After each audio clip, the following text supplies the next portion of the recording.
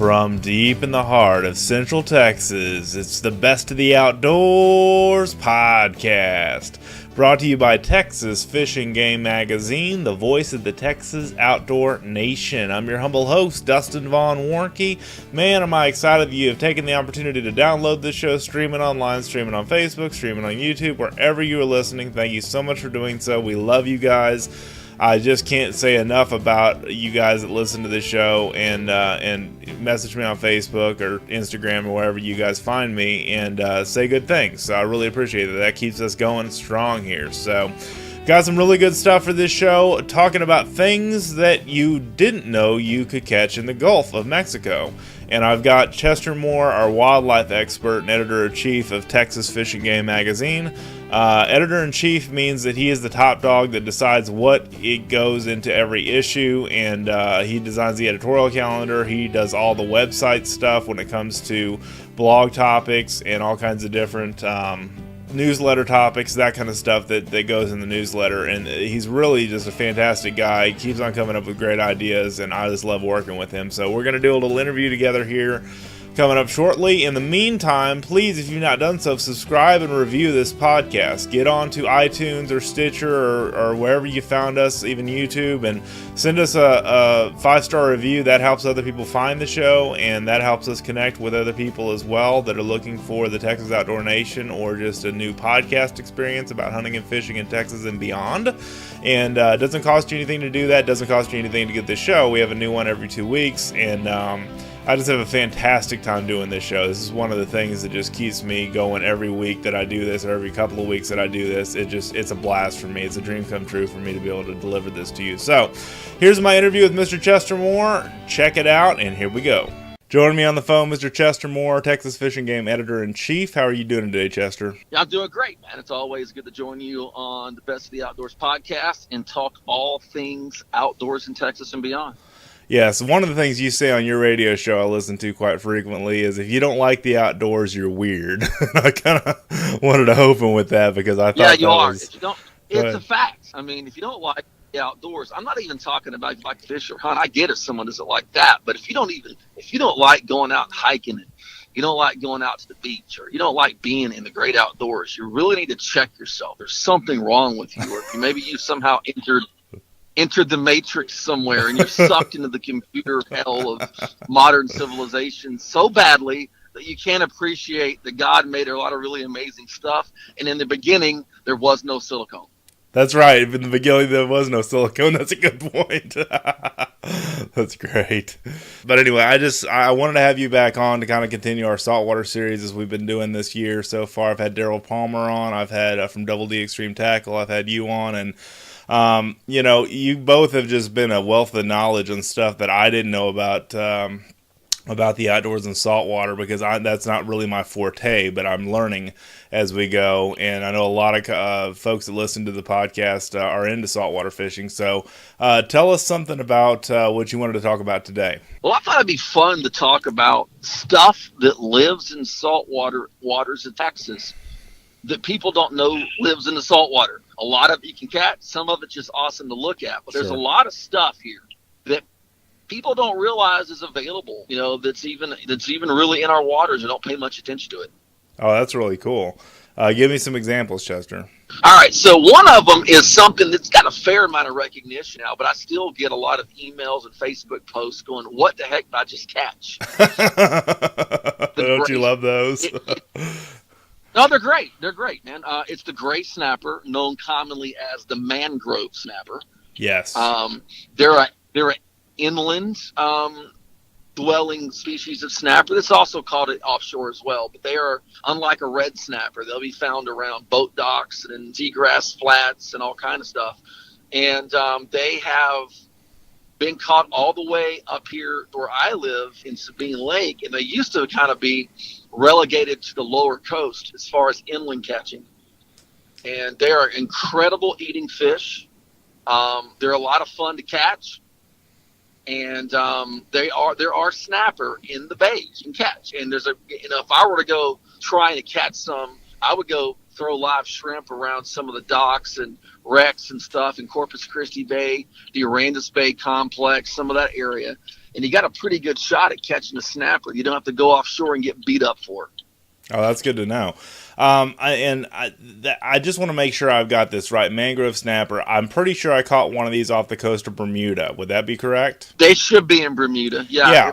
They should be out that far too. They're part of the Caribbean. They're in the Caribbean. So there you go. This is back in 2011, and I was fishing with a fishing guide and his son. They both ran a guide business together out off the coast of Bermuda on the reefs, and I hooked up with one of these mangrove snapper, and I connected with it, and I landed it, and the guide and his son looked at each other like, what did this guy just do? And I was like, what's so amazing about this? And they said, normally people don't bring those in. Normally people, they'll break off, or they're not experienced enough to make that happen. And I'm like, well, I kind of, puffed up my chest a little bit. So, that's just what... Mangrove don't get real big. It wasn't huge, but I mean, it was definitely a hard fighter. It's probably one of the hardest fighting fish that I fought on that trip. So... and they're a wide variety of different fish, but it was a decent size. There's nothing. You were fishing in the Bermuda Triangle. You were in the Bermuda Triangle Correct. fishing. Tell them what you caught. No, that could have been when you're in the Bermuda Triangle. Who knows what you drug out of the depths? That's true. They told me it was mangrove, and I think it was mangrove snapper, and it was just a fun fish. And I mean, I was kind of proud of myself that I landed that, because they say most fishermen that fish with them don't. So that made me really happy that trip. So it's funny you mentioned that on the first one off the gate. Common in certain parts of the state and appears other areas. Right. No, that's really cool. So what are some other ones, Chester? Well, another one, if anglers have never fished south of, let's say, Matagorda, Port Aransas, maybe even that far, snook. Oh, yeah, snook. Yeah, we had a story about that on fishgame.com, as a matter of fact, catching snook. Yeah, so Lenny Ruda wrote a cool story about snook, and snook are common around South Bay, which is right at the tip of Port Isabel.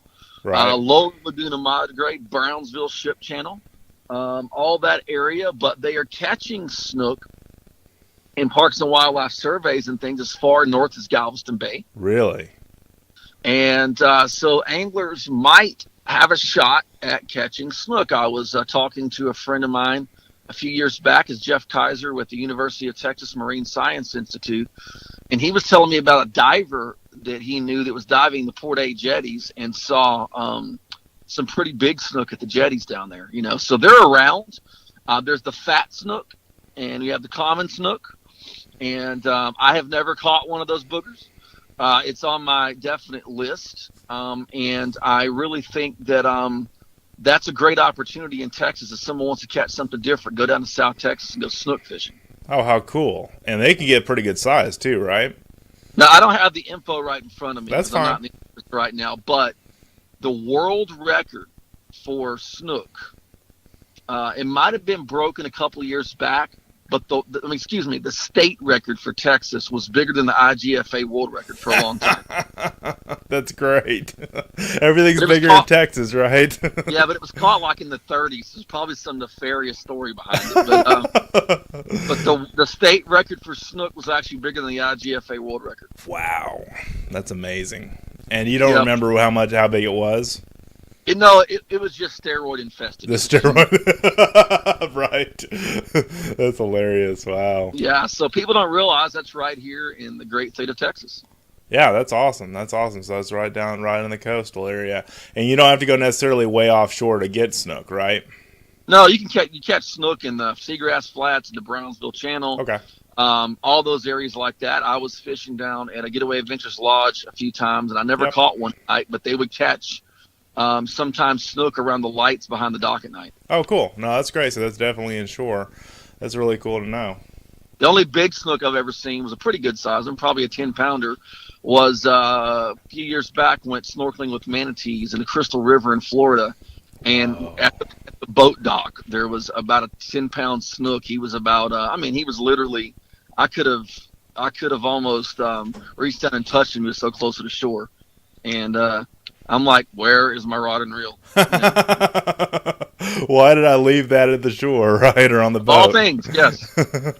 That's quite important. And what are some other thoughts that you had there as far as fish you don't commonly think of catching? Well, one that it's in the magazine this month is alligator garfish, and we're Yes. getting good email response on this. Alligator garfish are known to be a freshwater fish, but they also do really good in saltwater. And Marcus Heflin, our Surfing with Santa cover boy a couple years back, Yes. caught a big gar, like a 5-footer in the McFadden Surf. And I put the word out in the June issue, and I've been getting emails and photos of gar caught in the surf in Texas. So if you're out shark fishing, and you might get a gar instead of a shark, and it's kind of a neat treat with something. And what got me interested in this, when I was a kid, I had a bunch of copies of Texas Parks and Wildlife magazine. Right. And my dad would buy these, and I would save up my coins and go buy magazines at the thrift store, like Texas Parks and Wildlife, National Geographic, Saltwater Sportsman, all that stuff, right? Outdoor Life, Field and Stream, Sports and Field. And they had a Parks and Wildlife magazine. They had an article about Sea Rim State Park, which is, just 30 miles south of me. Right. And it's right on Sabine Pass down there in the surf. And it had like fishing maps. They had like hot areas that said, bull redfish, and it had gar. Right. And I'm going, in the surf? That was really weird. For real. All my surf fishing, and I don't do a whole lot, but I've fished the jetties around there a lot. And I've never seen a gar. But it's funny because they catch gar about 3 miles up the channel, so I know they're around. But you might catch an alligator garfish in the surf. So that's something that people just don't expect. Well, I wrote an article, and you and I could disagree about this because you're more of a wildlife expert than I am, but I wrote an article back in 2014. It's one of the first articles I wrote for the magazine about big fish and garfish, and how gar ended up in like lakes like the Lake Livingston, the Trinity River, so on and so forth. And what we found out was that the theory that my bowfishing guide here, Marty McIntyre, has is that they went upstream from the coastal waters in the years when they were impounding those lakes, and they would go up river for spawning, and they'd get trapped in those lakes when they got dammed. Is there any truth to that? Absolutely not, because Okay. they're perfect. They're native to all freshwater systems from the Midwest on down. So there were already gar in the Trinity River well before any of those lakes were impounded. Okay, but the question, why are they not in parts of central Texas like where I'm at? Because those are all man-made lakes that are like Lower Colorado Authority lakes and that kind of stuff, or why? There's gar all over Choke Canyon. Okay, that's right. There's gar all over certain lakes. Some places alligator gar have been wiped out. Right, okay. All right, that's good to know. Yeah, because of commercial fishing. Sure. And some places gar don't do as good in certain water systems than other. But the Red River, Trinity River, Sabine, Natchez, all those loaded with garfish all the way up to Oklahoma. Right, all right. So definitely freshwater lakes there, but saltwater. I have heard about people shooting black gar, bow fishing wise, and I've got an article coming out in July for coastal bow fishing, and I mentioned garfish as one of the target species for bow fishing as well. Yeah, you say black gar? Yeah, black gar. What's a black gar? It's a gar that's black. You never seen one? Oh, okay. Like so you're talking about a color variant. Yeah, color variant gar. That's the thing I've not understood, and I'm not an expert in a lot of this stuff, but I mean, I've seen gar that are black, I've seen gar that are spotted, I've seen gar that are long nose, short nose, so on and so forth, but... Well, that's because there's an alligator gar, there's a long nose gar, there's a short nose gar, and there's a spotted gar. Spotted gar, okay. And if you go to Florida, there's a Florida gar. Okay, sure, I'm with you. You got lots of different subspecies, and some of it just depending on terrain, habitat, water clarity. Like you find a flathead catfish. If you catch a flathead catfish in the Sabine River down here, he's going to be that typical marbled, color with the dark brown and black mixed in. But if you catch them in the clear waters of Central Texas, they're yellow. Okay, they're going to be different. Yeah, I see what you're saying. That makes sense. Makes a lot of sense. Here's the cool thing, craziest thing. There's a guy at a bow shop, Precision Archery. I don't know if it's still there, but he shot a small orange gar. Really? Like goldfish orange, or how? Yeah, like goldfish orange, like 25 years ago. That's great. And my memory made me say, I think it was a long nose or a short nose gar. I'm not sure which one was small, but it was an orange garfish. Goodness, I didn't mean to derail the subject on garfish, but I love this. I love this talk because gar are just they're prehistoric fish. Every time I do one of my Crosswater Outfitters fishing trips on Lake Belton in Central Texas, we always end up with a long nose or a short nose gar, and I always go clean it. You and I have talked about it on this podcast before. Eating gar is really good. It's fantastic meat. It's great meat. And I grew up gar fishing, man. It's one of the best. yeah, I know. I mean, so the texture's more like pork. It's not as how do you say it? It's not as fishy as you normally would expect a fish It's would like be. if you've eaten shark, the texture is Okay. exactly like shark. All right. I didn't think about shark because I haven't eaten a lot of shark. But yeah, that's a good point. So no, that's a good point. That's a good comparison. So anyway, but the people are fascinated with the kids especially are fascinated because they've never seen anything like a garfish before.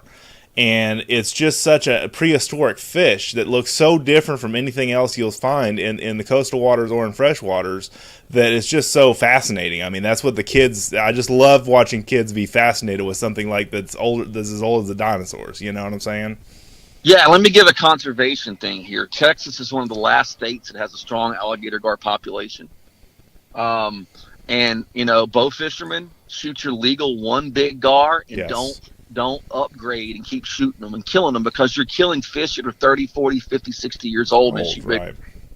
So let the breeders breed and shoot what you need to eat and leave the rest alone. Yep, I've heard the same thing. Yeah, absolutely. Yep. Yeah. No, I'm very big about that too because the problem is a lot of people will shoot their one and then I've seen pictures of old photos of gar just stacked up. In fact, my dad had a friend that fished Choke Canyon commercially when it was still and this is back in the 90s and these are ancient fish and I mean they were wiped out by a lot of degrees by commercial fishermen, and it's just kind of sad that population they're sold to restaurants from what I understand. Chester, have you heard that as far as commercial fishery goes? Absolutely. And sold as what whitefish or something? They're not sold as gar. All kind of different stuff. Okay, I was just curious. So gar are one of the interesting ones that you'll find sometimes in coastal systems and don't realize that they're actually there. That's great.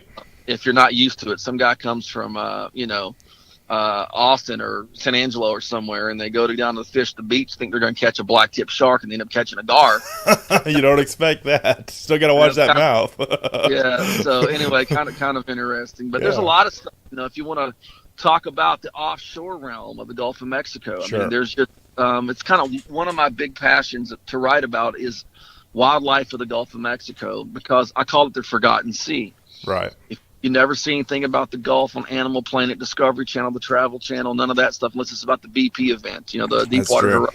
Yeah, Deepwater Horizon. There's a lot of amazing life out there, and something that people don't realize is Texas has a fairly healthy billfish population. Really? Yeah. So I've seen you write about this before, but I've always wanted to ask you about that. Yeah, so sailfish in the Gulf of Mexico. Okay. Yeah, I mean, talk about an incredible fish.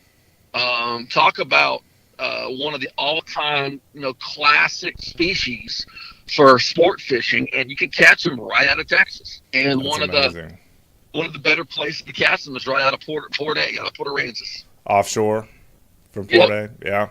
Now, what's interesting, I was fishing with a guy about 15, 16 years ago out of the name Captain Tom White.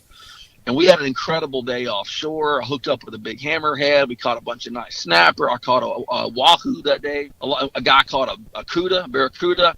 Wow. But he was saying there have been times when the water was super salty and they had caught sailfish a half mile south of the Port Aransas jetties. Golly, that's pretty close in, right? Yeah, that's rare, but it happens. So you not only have,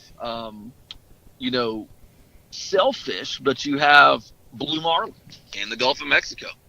Really? In Texas. I mean, there's some big blue marlin caught in Texas.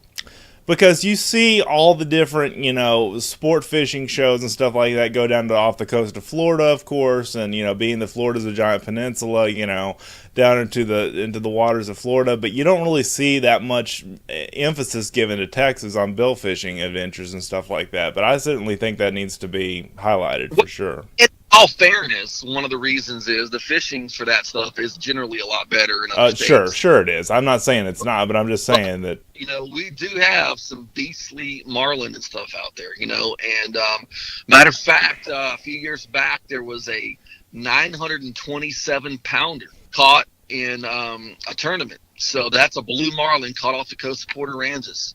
920, and he said it was caught 130 miles offshore. Oh my gosh. Wow, that's a hoss of a marlin. Wow. And incredible, so you have white marlin out there as well. So really neat things. A friend of mine, Ryan Warhola, he caught probably 15 years ago as well in that time out of Sabine Pass, 55 miles. He caught about 100-pound blue marlin, a small blue marlin out there.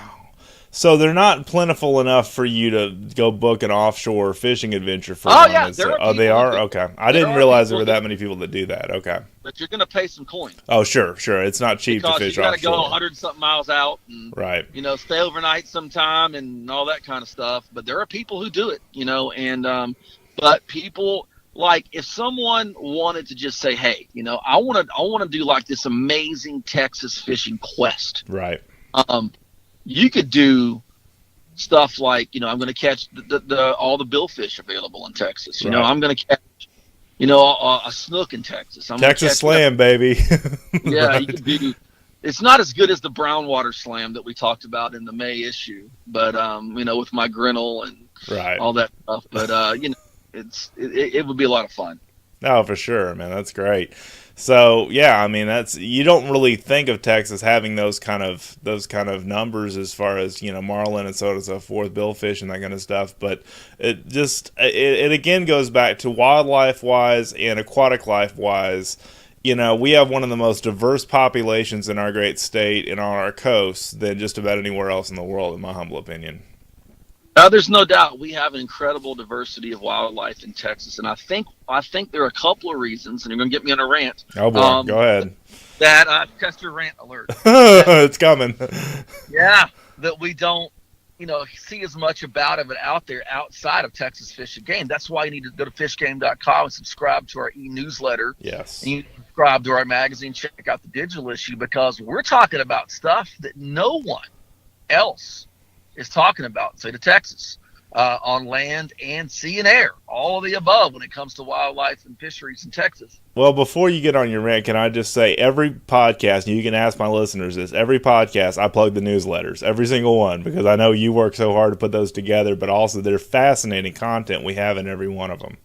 Well, we tried to get stuff out there, and one of the things is, like, for the land part of it, I think a big reason that there's not more done is almost everything in Texas is privately owned. Yes, true. Yes. So you got to pay to go anywhere, even to step on foot on a lot of land and go hiking. You can't. Yeah. You got your national forests and parks and state parks, and thank God for all that. So there's not a lot of people just getting out there in a lot of these wild lands and just checking out all the crazy stuff we got, because it's blocked off. Right. Like at Trans Pecos, you have Davis Mountain State Park.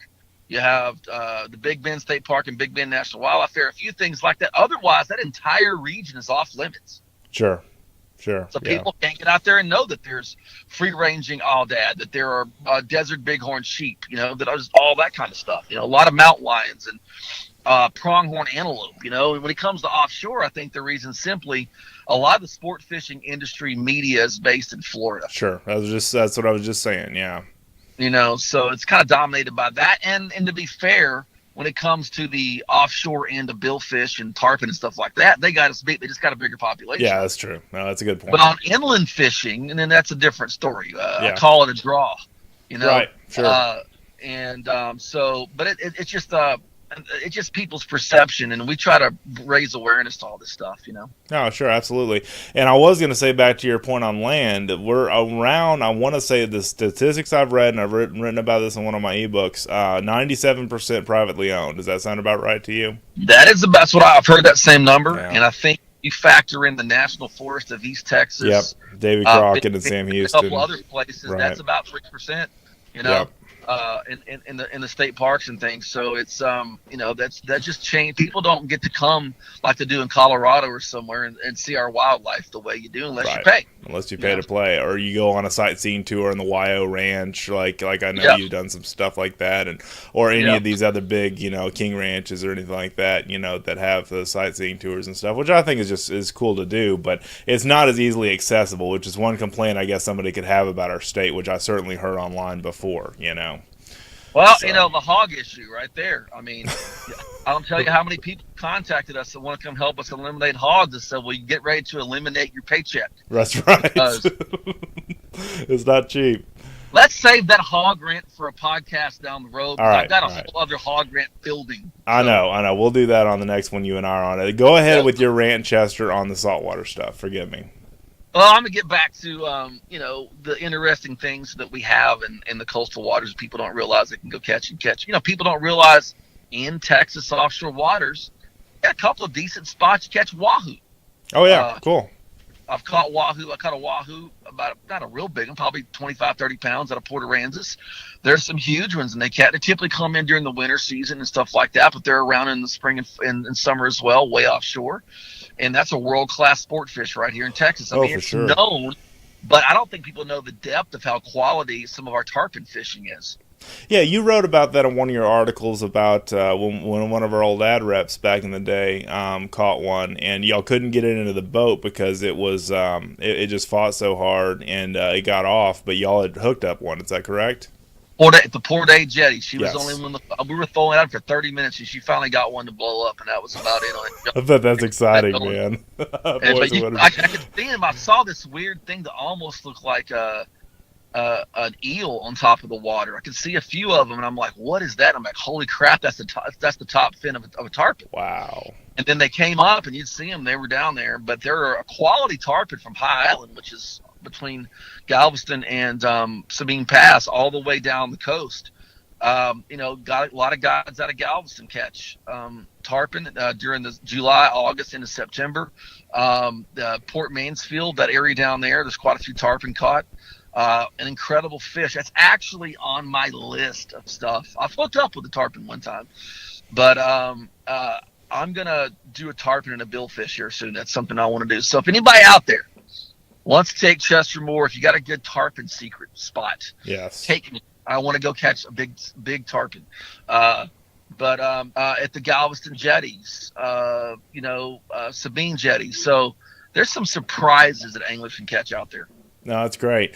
And I mean, that's the neat thing about the diversity in Texas is you sometimes never know what you're going to reel in. And that's the one thing that my son and wife want to go to Port Aransas for the this summer, probably in August before school gets started and stuff. And, well, Dad, what could we catch? And I'm just like, man, the sky's kind of the limit, I mean, he wants to catch a shark and he wants to see a shark up close. And I'm like, well, there's a lot of possibilities for a lot of that stuff, isn't there? Absolutely, and the tip on sharks is put a chum slick out that people will think is the Deepwater Horizon oil slick. That's a pretty big chum slick. Dude, you haven't seen mine yet, man. I'll never forget one time. There was a rig that was probably about 2.5 miles southeast of Sabine Jetty, and it was known for its epic speckled trout fishing. Well, me and my cousin and my friend Bill Killian, I've written about, we used to do a lot of fishing together for 5 or 6 years. And we went out to this rig, and a guy that we know named Joe Person, he's called the Jetty Man. He was at the rig wiping up on the trout. Wow. And it was getting to the point where they were catching them just to catch them and release them. They were catching so many of them, Right. And there was only one spot on that rig real good for it. Well, we were headed out shark fishing. We always kept our trout gear in case the water was clear enough for trout around some of those rigs. I said, come on, man, let us hook up that spot. Y'all been here all morning. Oh, yeah, we got a limit. We're just catching catch and release, shoot some pictures, and maybe we'll catch a few redfish. I said, Joe, I could change the dynamic of this fishing spot real quick. I bet you could. And I opened my chum bag. Oh, Lord. and I dripped a little drizzle of chum in the water, and like 20 seconds later, a black-tip shark's dorsal fin comes between our spot where okay, man, I get the point. And Joe moved off the spot. We anchored up there, caught quite a few trout, and then we went to the rig right next to it, not too far from it, and tied up. And I had a chum slick that I was with binoculars seeing dorsal fins a half mile away. Golly.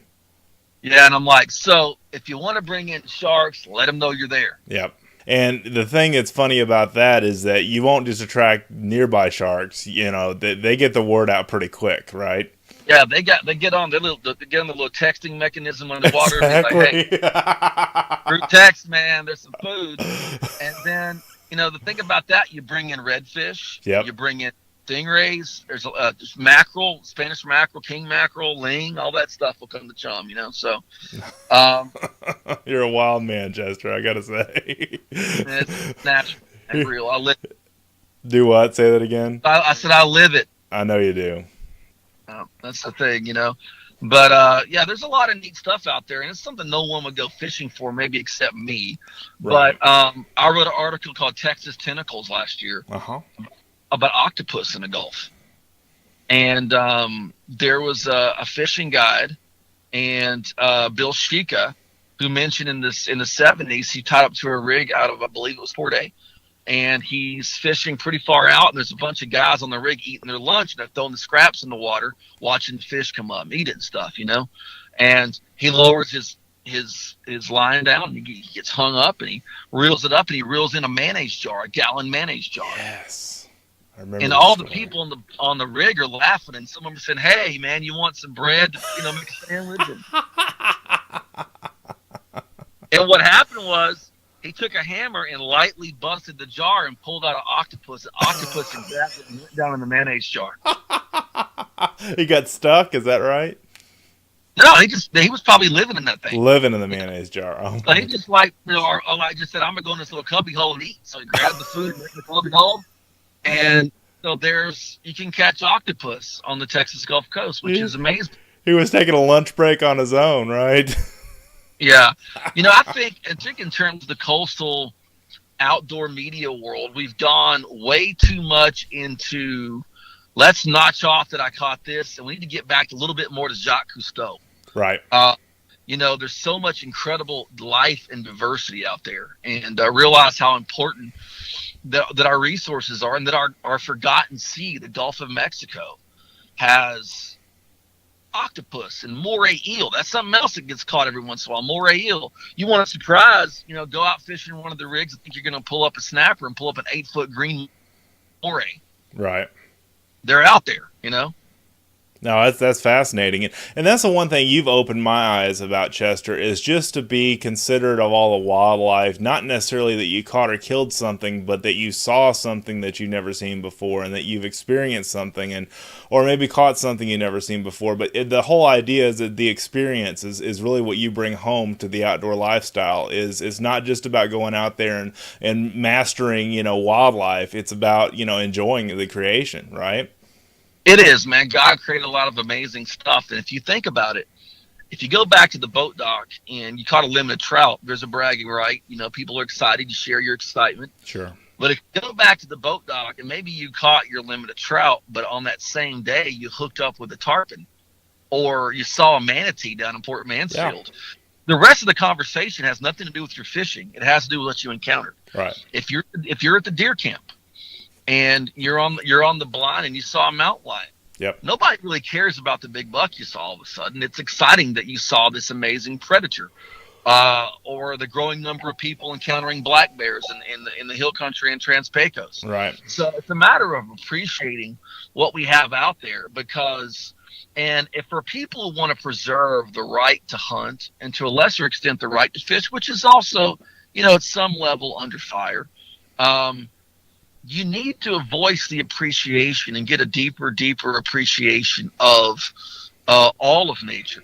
Because if you don't and you don't express that, all you put is, headshots, and all you show is your prairie dog that's been blown in 100,000 pieces, right, and the deer whose neck you cut to bleed it out, or whatever. If that's all the general public ever sees, if that's all the general public ever knows, right, of wildlife, in terms of how we view it, man, we're going to lose at the ballot box. Yeah, I agree with that very much. And yeah, people have to be able to know that, because what do we tout? We're conservationists. Well, the bad thing is some of the hunting industry makes it seem like they go hunting for conservation purposes. Right. No, we go hunting because you enjoy hunting.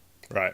But the byproduct and the way you do it legally and within scientific methods is conservation and contributes to it. So, sure. But that rings really hollow if you You went deer hunting, and then you show the picture on Facebook of the skunk you road killed purposely on the way out of the blind. Right.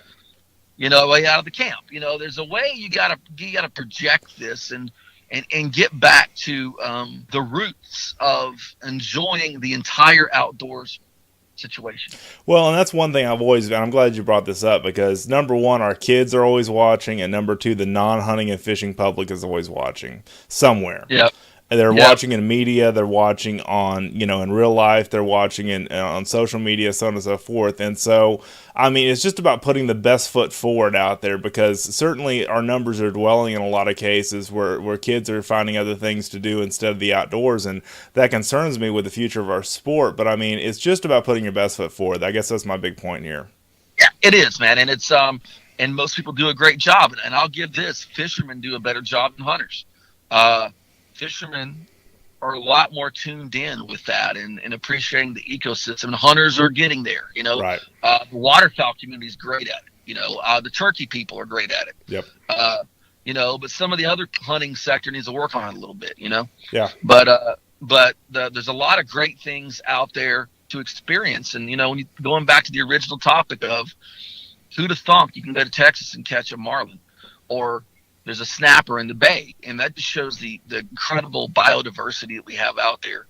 And you mentioned your son wanting to go down to Port A. Man, I remember when I was a kid, we went down there to Corpus, and we went to Port A and all that while we were down there. And to me, that was like going to the Caribbean or Hawaii, because we couldn't afford that. That was a big deal to us. And I got to see dolphins, and I got to see, we got to see, dudes catching sharks on piers, and we caught some fish, and found sand dollars at South Padre on the beach, and I saw clear blue water, and it stirred my soul, and it made me appreciate things. And I think back to the times I appreciate my dad sitting me on a bucket on the side of the road, and we were happy to catch anything but hardheads. My dad hated hardheads. So he's not alone. I was brought up with one disappreciation of nature. And Hardheads. Everybody on this podcast listening about saltwater will appreciate that one. And so we'll end with this funny little thought on the fishing part of this. Sure. Anyway, you can ask the questions you have. A guy comes up to me a few years back at one of my seminars and tells me how he appreciates the fact that I talk about sheep's head and black drum and mangrove snapper, and that fishing is not not an ego contest. It should be about enjoyment, And he said, I was on a pier. He said, I got to laugh and tell you this. I was on a pier, and I go up, and this guy's kind of walking out with an ice chest, and he just beamed. I can't believe we caught all these. Mm-hmm. And I said, hey, buddy, what'd you catch? And he opens it up, and he said, man, we caught about 100 catfish, and the entire ice chest was loaded with hardheads. With hardheads. Good luck cleaning those. and he caught all those hardheads, and he was a northern fellow. He didn't know any better, yeah. Had no idea, and then I was like, you better watch out for this, because there's actually poison on those bacteria, And so I thought that was kind of funny, but I've eaten hardhead. It tastes good. Yeah. It's just the problem is you got to catch the giant ones to eat them, Right, the decent-sized ones. But even the hardhead can be appreciated by the purists on the Texas coast. Yeah, that's true. That's true. And I mean, I'll never forget the first time I caught one of those. I was like, good, we can keep it. It's a catfish. And my father-in-law's like, no, that's not a regular catfish. That may look like a channel or a blue cat, but it's not. And I'm just like, and I tried to stick a knife in one time, and I was like, this has got to be the hardest fish I've ever cleaned. I don't know if you ever tried to clean one before. Well, I've cleaned them because we did a thing with some That's scouts. Right. I remember that Scouts one time, and some guys grilled them. Guys with Legacy Outfitters grilled them, and it tastes good. It's just you got to catch those huge big ones, yeah. And I don't like messing with them. I've been stuck by one before, and it was literally the worst pain I've ever felt. It's awful. Life. It's awful, yeah. And it was brutal, man. I was about to cry out there. But it was at the jetties. It was rough. My calf swole up double size. Jeez, that's bad. God, it was horrible. Oh, but you got that. You think about the old the hardhead being such a villainized fish, but you have the gaff top, which tastes really good. Yes. But the problem is a lot of base systems in Texas, several galvas in different areas, there's a warning because of PCBs. Yeah.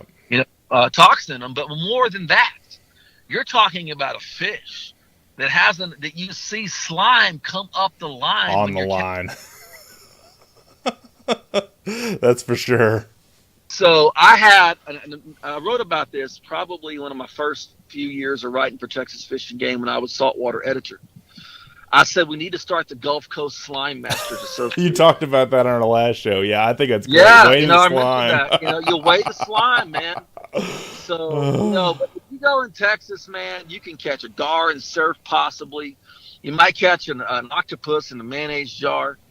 But then again, you might go out there and catch a sailfish on a weed line or around one of those big floating rigs, or you might hang into a snook down in South Texas. And there's never an end to what the excitement and thrills of what you can catch here on the Texas coast. And I tell people, man, don't buy into the hype. Don't let the naysayers and idiots and little ninnies on the Facebook groups shoot you down because of what you enjoy fishing. Right. The fact is, and whether it's a hard head or you're spoiled, you got to go catch a billfish. Right. Enjoy it, relish the opportunity, because a day in the outdoors in Texas, especially, is always to be celebrated. Absolutely, I agree. And I mean, I think it's weird. I mean, a lot of people look at me funny, but I enjoy catching little piggy perch or whatever, croakers. Croakers are great to eat, by the way. Yeah, I've never eaten one, but I mean, I have fun just catching those off the jetties, and croakers are great. Get a croaker. Here's a trick: you catch a croaker, you have a big rod ready. You put a wide gap hook through his lip, keep him alive, throw it out there. That's a guaranteed bull drum or bull red or sheep's head. Bull red or stingray. Yeah. I was gonna say, yeah. No, that's good. And I mean, it's just a simple pursuit sometimes. It doesn't have to be the biggest or the baddest or the best. It's just getting out there and enjoying the outdoors. That's my point, I guess. Well, I've been to the mountain. I've been throwing topwaters in South America at peacock bass. I've been down in Mexico and caught 300 bass in 3 days and up to 9.5 pounds. Wow. I've Spain and caught Wells catfish. I've been in caught big rainbow trout up in the Sierra Nevadas, and big salmon and 13-pound brown trout on Lake Ontario and smallmouth in the Finger Lakes. And I've been all throughout the Gulf Coast catching giant redfish and big speckled trout. Of course, flounder has been my thing for years. But the day that I get tired of seeing a simple little red, white, and blue bobber. Yep. Go underwater. The day I get tired of that, whether it's a channel cat I'm catching or a piggy perch, I need to quit. Yep. Because I have made it something it shouldn't be. And so celebrate the cork going under, the float going under. Yeah. Celebrate the blow up. Yep. Celebrate the rod bending over, and celebrate the cool stuff you see on the Forgotten Sea, the Gulf of Mexico, and in the coastal bay systems of Texas, and your life will be enriched. I love it. Thanks so much for joining us, Chester. Thanks, Dustin. And there he goes, ladies and gentlemen, Mr. Chester Moore, kingdomzoo.com. Find him on Instagram, find him on Facebook. He's up to amazing things we didn't talk about on this interview, but he's got a great ministry thing going on, a very good Christian guy, God-fearing guy, and he just has a fantastic heart for the outdoors, conservation, wildlife. Not so much in your face hunting and fishing like a lot of editors-in-chief would be, but he's really got a great heart and just a fantastic guy to interview and just so knowledgeable about wildlife stuff because he studied it for so long, and that's kind of been his world. So it's just great to talk to him and do that. So anyway, lots of fun things going on with the podcast. Also, we're back to every 2 weeks on this show. Also, I wanted to tell you to please make sure, as I said I would in the interview, subscribe to the newsletter, subscribe to the podcast, check out fishgame.com. You can do both there. Subscribe to the podcast through your favorite podcast player, such as iTunes, Stitcher. New one that I've been using is Anchor. Anchor is a podcasting app. You can even start your own podcast on it or get podcasts downloaded through iTunes, and that's a great one. I was just interviewed. I was going to tell you this, too, because this has been a couple of weeks ago now when the last show aired. I was just interviewed on Fish on Ted's podcast about outfitters and guides and what to look for and those kind of things like I talked about in the last show, but more towards the guide audience and towards the outfitter audience that listens to that particular show, so it's kind of a different kind of podcast, but I talked talking about adding value everywhere you go and all the stuff that I talk about all the time when it comes to being successful in this industry. So you can check that out at Fish on Ted's podcast. That's Fish on Ted. Just look his show up, or you can find him on Anchor, which is a podcasting app, and you can listen to my interview on there. I also have the interview posted under podcast appearances at dustinsprojects.com if you want to go there and check that out. There's all kinds of content there, such as articles I've written, videos I've made, podcasts that I've done, past podcasts. You can actually search the whole podcast library on my page that has shows. And I typically title these shows with instead of doing a number like some podcasts do, or just a general subject that some shows do, I like to title mine with the content that you'll receive in the show. That's why my titles are a little bit longer. And I got that idea from the Lone Star Outdoors show because Cable Smith does such a fine job at that show, and I like to have him on the podcast pretty soon. I met him at the NRA show, so stay tuned to that one. But anyway, awesome interviews coming up. I've just got some great ideas for this show, where we're going next. I can't thank you guys so much again for watching, reading, and listening. And also, like I said earlier in this segment here, please be sure to subscribe to the newsletters. We have Tactical and Practical Tuesday, Wildlife Wednesday, and the Thursday Texas State of the Outdoor Nation newsletter. Those are free to sign up for. It's like getting a mini magazine in your mailbox in blog form every 2 weeks, every week actually. You get those every week. And then also we turn around and relate all those stories that are written on that particular newsletter to the fishgame.com website, so everything that you see will be there. We actually have a sponsor of one of the Facebook posts that we're doing, the Wagner Ranch, Waggoner, Wagner Ranch. They're booking hunts right now for whitetail bucks in the 2018 season, and they're going to be running with us 2 Facebook posts in June, and maybe some other stuff in the magazine coming up. But I've just got a fantastic relationship with them. They've got a great ranch for whitetail hunting, really affordable management hunts. If you're looking to take a management buck or anything like that, I wanted to definitely plug going and checking them out. And you can see that on our Facebook page and on our website. They have a story on deer management and on growing big deer, and that's sponsored by them, and that's also on our Facebook page on Facebook. Just search for Texas Fishing Game and you'll see that post there. So anyway, thank you guys again for watching, reading, and listening. Have an awesome day in the outdoors. We'll see you next time.